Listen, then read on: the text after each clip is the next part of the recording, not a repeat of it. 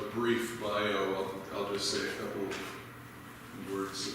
I've been doing this for about 45 years, and I have designed lighting for about 250 plays at 35 of America's regional theaters, and in New York off-Broadway, and in Cairo, and Tokyo, and Hong Kong. So I come to it with some diverse background of places where I've worked and people worked with. We said earlier, I worked with the Colorado Shakespeare Festival for lighting all of their shows for the first 10 years I was with them, from 81 to 90, and then I became the artistic director and continued to light one show a year there, and that was a wonderful experience. I want to continue the discussion that Christy touched on and so many questions touched on about the ensemble of artists working together. That's probably the most important thing we could talk about. We come together for a first design discussion, often 5 or 6 months before the show opens. And when we're lucky, if the management knows what they're doing, they will make sure that every artist who's going to work on this show, who is not an actor, is there for that first design meeting. Sometimes it happens that the director and scene designer will get together and have a discussion and start taking the show in a direction before everybody else joins the team. And in some cases, that is necessary because a costume designer or a lighting designer hasn't been hired yet. But the ideal circumstance, and what happens most of the time, is for everybody to be there for that, to hear the discussion of that first design meeting. It has to do with background, it has to do with everybody beginning to visualize where we are and what's appropriate for this script. It's particularly important when we're dealing with a classic like a Shakespeare play and deciding in what era it's going to be set. And you know, some people will, when I was producing the Shakespeare Festival, would say, how can you change a play like that? And what they mean is set it not in the Elizabethan period. With the Shakespeare Festival, my answer included the fact that we have been doing this for 50 years, and the most frequently done plays, the Golden 12 of Shakespeare's plays that are the most popular, had all been done 8 or 9 times. And we have subscribers who've been there from the very first year in 1958. And if they keep coming back and seeing an Elizabethan production of Comical Bearers over and over, it's going to become tedious. But even more importantly, you get a group of artists who become excited about an interpretation of a play and take it in a wonderful direction. I'm going to give you one example and then I'll get off this and onto lighting. We were doing a production of Shakespeare's Measure for Measure at the festival in the Outdoor Theater, and directed by Robert Cohen. And it was set in pre-Nazi Vienna. And as the Nazi influence became more and more radical, you could see it in the play. And the play is about, to a great extent, about the misuse of power. And it was right at the time, 6 months after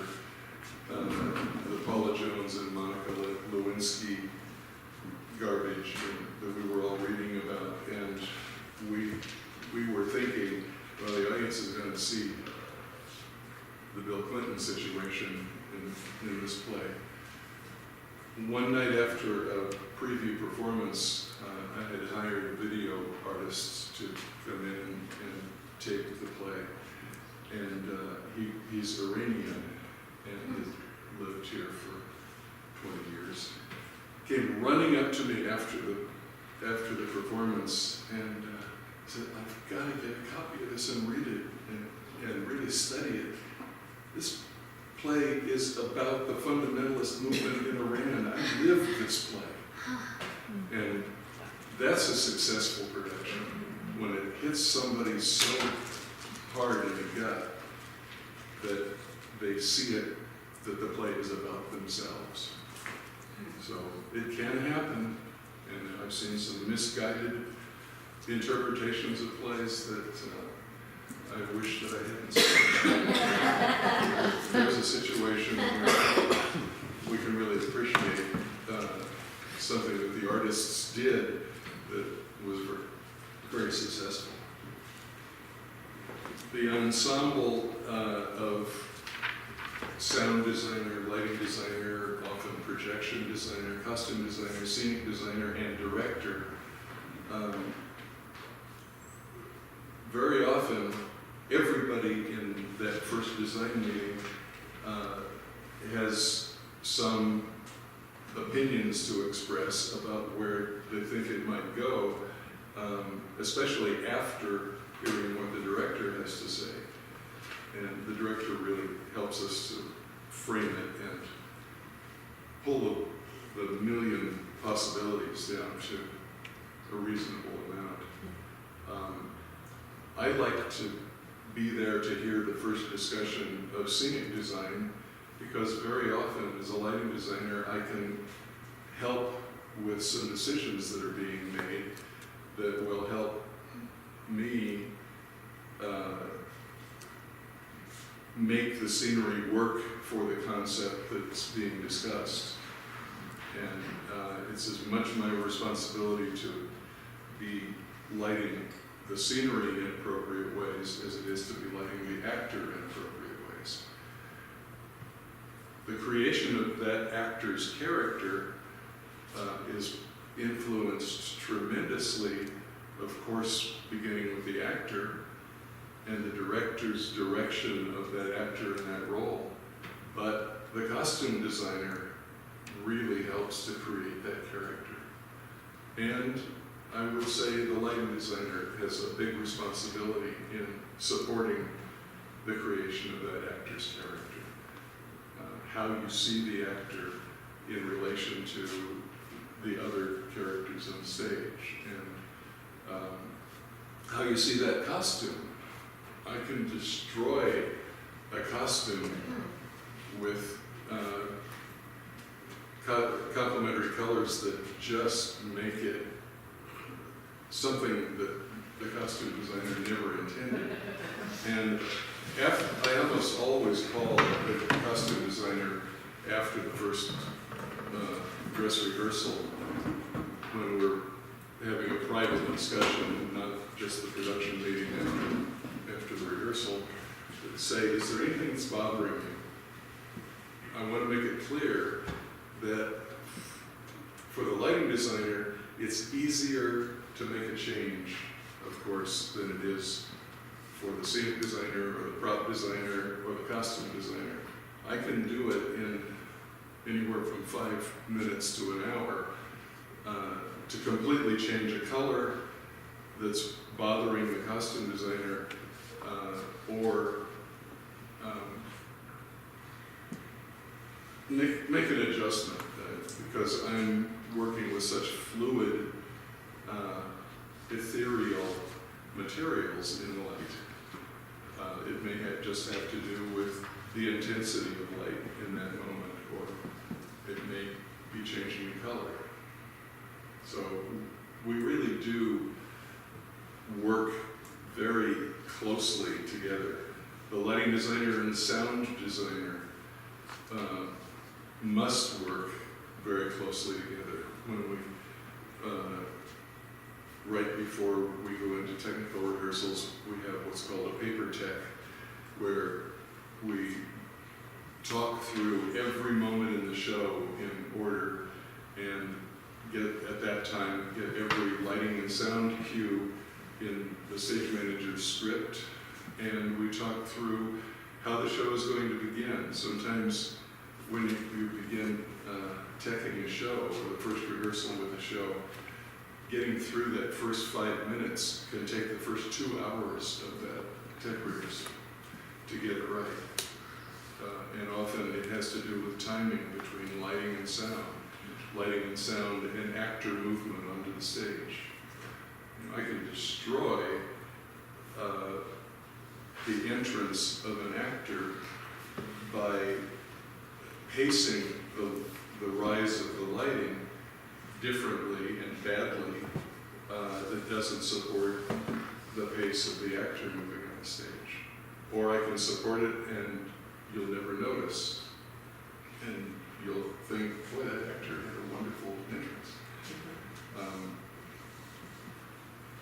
One of the things that I often have to remember is that if nobody noticed the lighting all evening in particular shows, that was the greatest success.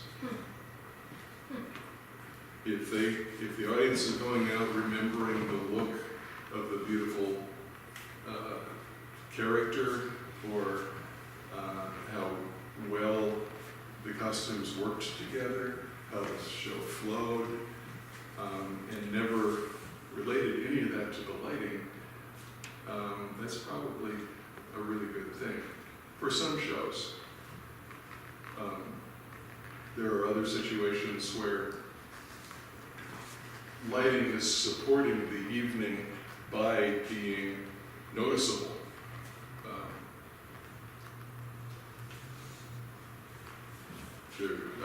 Curious did a show a couple of years ago called, I can't remember the entire title, but it was Chad Deity, about a wrestler.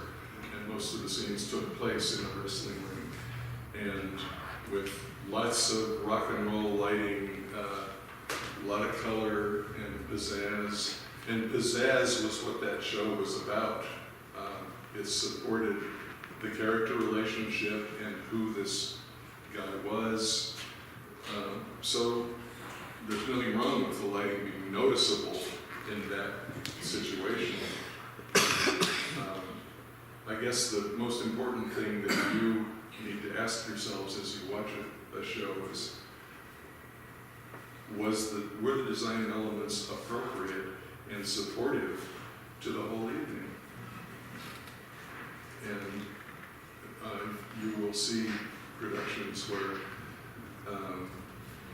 as somebody said, the music overwhelmed the actors. Well, that's not appropriate. It's hardly ever appropriate.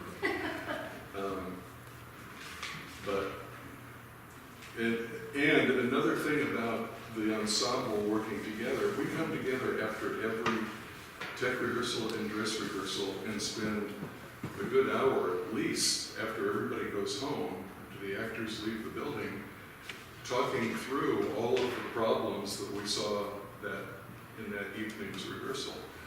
And in a really good functioning ensemble of artists, every one of us is expected and allowed to express our opinion about everything. If I think there's a problem with the flow of a costume because of the cut of the hem, I may bring it up. I'm a lighting designer, but I saw that, and I'm wondering if that's what he meant it to be. Or if the director has an actor coming on stage very quickly into a very low-key moment, I don't hesitate to say, is that really appropriate? Would you like to try it slower? Because the lighting is probably coming up at that same tempo, and I may be thinking about it, that it may be more appropriate for it to go a different way. when we're beginning the discussions of scene design, the lighting designer will often raise questions of how I'm going to get light on the actor in that set. It may be I did a show at Denver Center last year called Fade in the Ricketson, and the scene designer began in the very first discussion talking about putting a ceiling over the set, and it totally enclosed this box except for the side the audience is on. And fortunately, he was aware that that creates problems for the lighting designer, and looked at me and said, "Can we make this work?" And we fiddled around with ideas. There's a big window wall where we could establish time of day through the window and get a flood of light from that side of the stage, working both downstage of the set and through the windows. So it wasn't going to be just front light on people. We had ceiling lights, recessed ceiling lights in the ceiling of this office that we could divide into segments in the room, so we could light just one segment of the room from straight overhead. So that helps a lot to sculpt the actor. So I've done this long enough and worked with enough shows with a ceiling over a set that I don't get frightened or tense when I see that coming. It's a problem that we'll solve. Another problem that a lot of lighting designers really get scared about is if the designer or director want to use a white set, white walls surrounding an actor. And the first thing that comes to my mind is, can I separate the face from that white wall and make the actor stand out from it? And we find ways of doing it, ways of lighting the actor brightly in front of a white wall that has no light on it at all. You'll see bounce on the wall, you'll see a glow from bounce off the floor onto the walls, but it may mean doing everything we can in focusing and aiming the lights to keep every bit of light off of those white walls. Or even coloring the walls with light in certain scenes to pull the actor's face, the pink or yellow in the actor's skin, away from the light of the walls. So again, the ensemble group problem solving is one of the things that makes this business so delightful. We're helping each other, and we so often get ideas from each other that we never thought of before that will help get us there.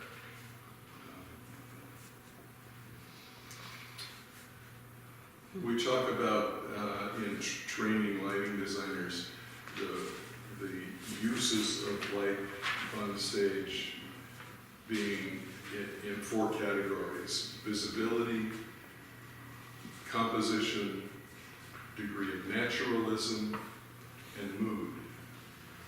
And in each play that we approach, one of those four uses of light is probably going to be predominant. If it's a very realistic play, if it's Chekhov or Ibsen or modern drama, it may be that naturalism is where we want to go with this. We want the people to look real at 10 o'clock at night or at 5 o'clock in the morning as the sun rises. You want the light that's going to intrude into this scene to create a real moment for the audience. In many cases, when naturalism isn't what we're aiming for, it's not what the playwright led us to, composition becomes the greatest use of light in importance. One of the things I would like you to go away from this discussion with is to, if you see a show where the actors are lit evenly from the front and sides, or more predominantly from the front, where there are no shadows under the chin, no shadows in the eyes, chances are you've got a lighting designer who doesn't really understand composition and doesn't really understand what's important in lighting. It's a very unreal look, but so often we see it on stage where the actor's face is just totally evenly lit all the way around. And now you might say, but you said one of the important uses of light is visibility.